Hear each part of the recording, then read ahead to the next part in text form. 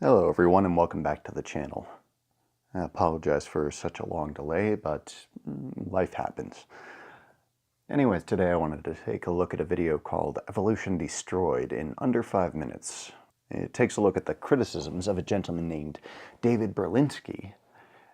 And, well, let's just take a look here, shall we?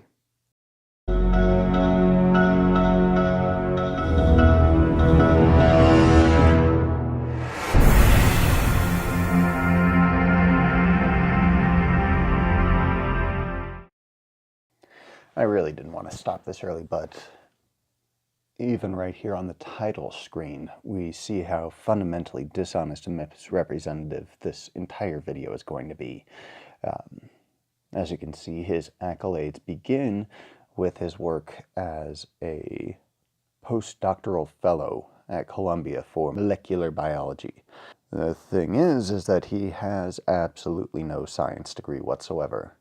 His background is in the philosophy of science, in mathematics, in philosophy in general, as well as in English, but his work inside of biology in and of itself has never been as a biologist. In the particular case of Columbia, he was simply a research assistant inside of their biology program. Yet that is the top billing that they give to his accolades inside of this video. Because, you know, who wants to listen to a doctor in philosophy about biology? It's tough to say because we're not dealing with a theory in any sense in which, say, a physicist would recognize the theory. We're dealing with a collection of anecdotes, a certain point of view, a series of hunches. I would say that the most outstanding, the salient points are, first of all, the fossil record. Which is simply mystifying. We can't make much sense of the fossil record. It does not sustain any kind of Darwinian prediction that can be intelligently derived from Darwinian theory, and it doesn't seem to sustain anything else as far as I can see. It's a perfectly mystifying record. That's one obvious point. I'm not talking just about the Cambrian explosion. I'm talking about everything that doesn't make a whole lot of sense in the fossil record. So his first major point, and he can't even make a clear or salient point. He describes that there are a lot of things in the fossil record that, according to him, do not make sense. And yet he never describes a single one of these things, or what the problems within that fossil record may be. And this idea that there's just no clear process of Darwinian evolution found inside of the fossil record is fundamentally incorrect. We never find anything that is a terrestrial animal in the layers of strata prior to us coming onto land. We never find trilobites inside of the Jurassic. We never find humans inside of the Cretaceous period. We see a very clear and very direct progression in various species throughout the geologic strata. And although there are a myriad of questions with regards to topics like epigenetics, punctuated equilibrium, and extinction events, the fact remains that the fossil record very clearly shows an evolutionary process. And to claim that it doesn't show that without any evidence or any references whatsoever is, again, nothing more than dishonesty. Second point, we have never been able in any way theoretically to examine the central Darwinian claim that natural selection and random variation can account for a great deal of complexity. If you look at the history of physics, for example, what did Newton do in the 17th century? He said, well, the planets are being attracted to the sun by a force. It's not any kind of force, it's a inverse square force. And then he went and showed that if you make that assumption, the result will be an orbit that conforms exactly to the observed orbit, say, of the Earth or of Mars. It will be a conic section. And then he proved the converse, that if it's a conic section, the planets must be attracted to a central source by an inverse square law. There is nothing like that in biology, in Darwinian theory. A kind of a canonical demonstration that this mechanism, random variation, natural selection, is adequate to the generation of this level of complexity. From the point of view of the serious sciences, without that kind of a demonstration, one is completely adrift. You have no idea whether the mechanism is adequate for its intended purposes. This is the second point. And now we're on to the second point, and yet again, it is fundamentally incorrect and, quite frankly, dishonest. This idea that there's no clear mechanism that we can study to be able to show the development of complexity within organisms is fundamentally false. And again, the fact that this man claims to be an expert on this matter makes me know that the man has, without a doubt, not a single shred of integrity or honesty in his entire body. This claim that there is no mechanism for Darwinian evolution to utilize to be able to create the complexity of organisms that we see around us today is false, and it's been false since Mendel discovered genetics. And beyond that, we've been able to continually demonstrate the impact that genetic variation has on phenotypic variations. Pure and simple. I'll link a few different reference sources, including the silver fox experiments, which show tremendous phenotypic changes based on very short periods of genotypic variation. Now, I could go into a tremendous amount of detail with regards to how fundamentally disingenuous and dishonest this entire line of reasoning is, but I think that it can be best summarized with a quote from Francis Collin, wherein he said that even if we took out the entire fossil record, the genetic record alone is more than enough to demonstrate universal common ancestry. Third evidential piece of the puzzle. Look, you turn to the serious sciences, you turn to general relativity or quantum mechanics. I can program a computer with the equations of general relativity or with the equations of quantum mechanics, and I can say, all right, what are the consequences? I can actually see the consequences emerge in a simulation. We can't do any of this in biology, and that should prompt any reasonable person to ask, why not?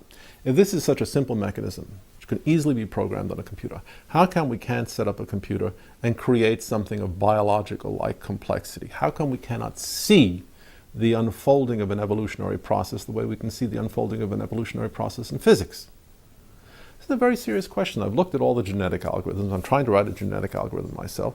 And the sheer fact is, without a tremendous amount of very special manipulation and ad hoc constraints, the computer is not going to generate anything realistic if it uses Darwinian mechanisms, and it will generate something realistic only if it doesn't use Darwinian mechanisms. This is an important point. 50 years after the computer revolution began, we have a splendid tool for assessing the intelligibility and viability of Darwinian theory. And everything that we know, I think this is the uniform experience of anyone working in genetic algorithms, indicates these mechanisms will not work. They will not work for their intended purposes. This is what happens when an arrogant, educated, insolent halfwit decides to describe what the scientific community understands when he himself has absolutely no understanding of science whatsoever. Or perhaps he does, but he certainly isn't demonstrating it in any way, shape, or form. It's more like he has gotten the education to be able to proclaim himself as intelligible and intelligent on this matter, and yet everything that he's said throughout this has been false, including this part. This idea that population geneticists just don't think that somehow this is capable of producing the variety of life that we see on our planet today. Source, please. Citation, please. Of any kind whatsoever. Because a vast majority, over 98%, of all evolutionary biologists or anybody in the field of biology that rely on evolution as a fundamental cornerstone of their work, without a doubt, accepts that evolution is a functional, verifiable, and useful tool for us to utilize to understand both our history and the potential future that we have as a species.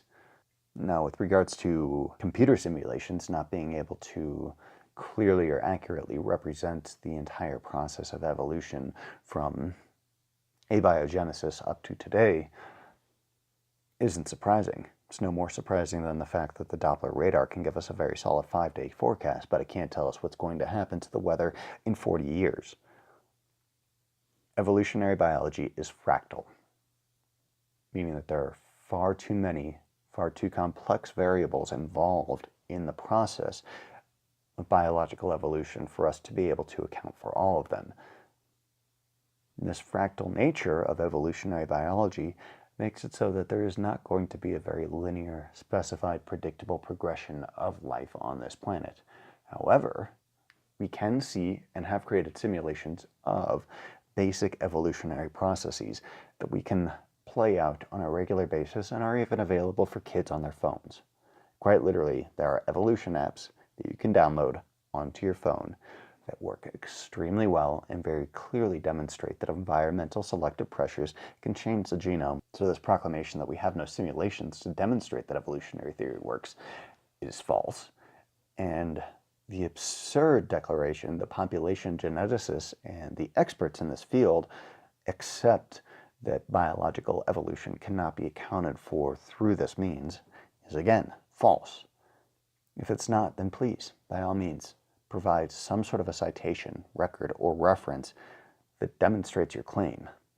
And finally, there's the utter absence of laboratory evidence. I mean, random variation, natural selection, we should be able to start manipulating organisms. When we look at dogs, no matter how far back we go, it's dogs. When we look at bacteria, no matter what we do, they stay bugs. They don't change in their fundamental nature. There seems to be some sort of an inherent species limitation, and we have no good explanation for this in terms of a Darwinian theory. We should have far more flexibility, far more plasticity under laboratory conditions than we actually do if Darwinian theory or anything like that were correct. What we see in nature, what we see in the laboratory, is very highly bounded variation, cyclic variation, as for example finch beaks in the Galapagos Island. That's about all we see. Small variations. Why is that if Darwinian theory is correct? These are evidentiary points that I think need to be stressed, need to be examined openly, honestly. And they never are, of course. Never are. David, you are the last person to talk about honesty to anybody whatsoever. Your entire career is centrally founded upon lying to and misrepresenting facts for your credulous and gullible audience. Simple as that. So when you talk about honesty or integrity, all I can do is just laugh. Now, specifically in terms of different lab results being able to demonstrate evolutionary processes, yes, we have been able to do that multiple times in the past. Now, it sounds like, based on how you're describing it, that you're expecting lab results to give us dogs producing non-dogs, bacteria producing non-bacteria, flies producing non-flies. In other words, the same sort of nonsense claims that people along the lines of Kent Hovind, Ken Ham, and Ray Comfort tend to ask for on a regular basis, which does nothing more than fundamentally demonstrate to me and anybody else with even a basic understanding of biology and evolution that you do not understand what evolution is or how it works. So two minor points to be able to address with this. The first is Meyer's law of monophily, which is a law inside of evolutionary biology that demonstrates, which is a law in evolutionary biology that shows that organisms never grow out of their clade. In other words, we are primates, and even though we are Homo sapiens, we are still primates. We are also still mammals. We are also still terrestrial tetrapods. We are every single clade that we derive from, as well as being the clade that we are. And anything that comes after us is going to be Homo sapien in addition to everything else it is. Just like dogs are still part of Canis lupus,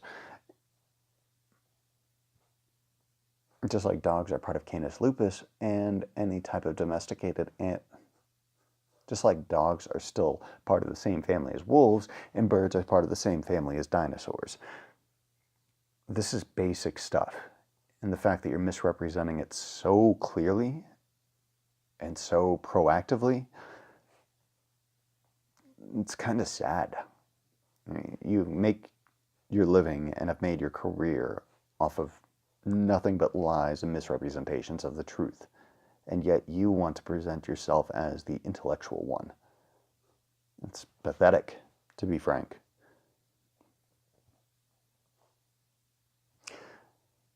Now, as far as what we've been able to demonstrate inside of the labs, now in terms of the things that we've been able to demonstrate inside of laboratory settings, everything from antibiotic resistance to citrate resistance to the silver fox experiments that clearly demonstrate that selecting for certain behavioral traits can also result in certain phenotypic traits being more clearly expressed. These here are two photos of the original silver foxes and the selective breeding pressures that result in the image on the selective breeding pressures that result in the image on the right approximately 30 years later. Not only do we have examples like this that are done with scientific parameters, but every domesticated animal on the planet is a clear demonstration of phenotypic changes and alterations through selective breeding pressures. So this idea that you haven't been able to see an organism change drastically as a result of evolutionary variation. So this argument that you don't see tremendous phenotypic variation as a result of genotypic changes and selective pressures tells me that you're either not paying attention or that you don't want to accept the facts that are slapping you across the face. It's one of the two. Law in evolutionary biology that shows that organisms never grow out of their clade. In other words, we are primates, and even though we are Homo sapiens, we are still primates. We are also still mammals. We are also still terrestrial tetrapods. We are every single clade that we derive from, as well as being the clade that we are. And anything that comes after us is going to be Homo sapien in addition to everything else it is. Just like dogs are still part of the same family as wolves, and birds are part of the same family as dinosaurs. This is basic stuff. And the fact that you're misrepresenting it so clearly and so proactively, it's kind of sad. You make your living and have made your career off of nothing but lies and misrepresentations of the truth. And yet you want to present yourself as the intellectual one. Now, in terms of the things that we've been able to demonstrate inside of laboratory settings, everything from antibiotic resistance to the silver fox experiments that clearly demonstrate that selecting for certain behavioral traits can also result in certain phenotypic traits being more clearly expressed. Not only do we have examples like this, but every domesticated animal on the planet is a clear demonstration of phenotypic changes and alterations through selective breeding pressures. This argument that you don't see tremendous phenotypic variation as a result of genotypic changes and selective pressures tells me that you're either not paying attention or that you don't want to accept the facts that are slapping you across the face. It's one of the two. With that, I think I'll wrap this. I hope you all enjoyed the experience as much as I suffered through it, let's say. Other than that, if you enjoyed the video or hate the video, feel free to let me know with the likes or the comments down below.